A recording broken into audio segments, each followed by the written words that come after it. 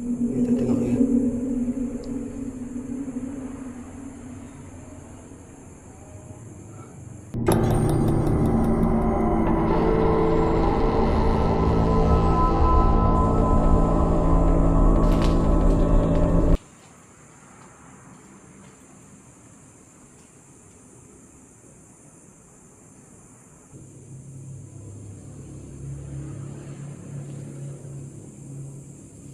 Sekejap ni pusing.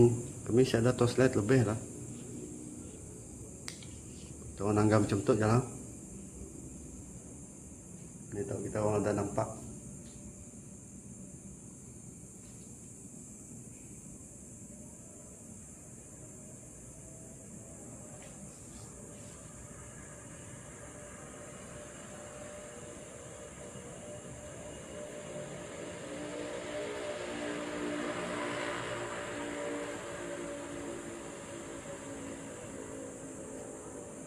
Apa dekat pintu ya?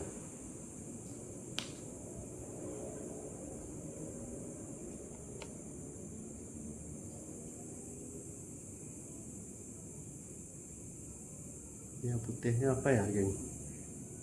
Tingkap putih, tingkap apa ya? Membayang. Terpasang sih dah. Ya.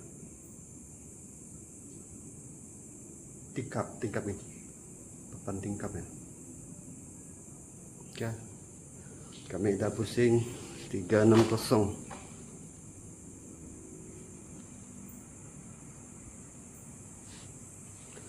Sedang angin ni, 20 ni. Untuk tahun 2022. Ah. 3. Baru masuk rumah tu tahun 2022. Orang dia diam situ. Hui. Mula anjing menyalak ya.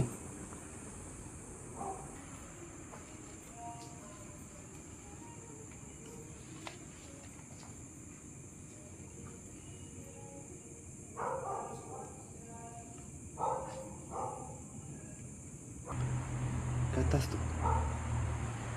Macam nampak membayangnya. Macam ada kepala orang. Korang nampak tak, geng? Macam ada kepala orang yang ke atas tu, geng.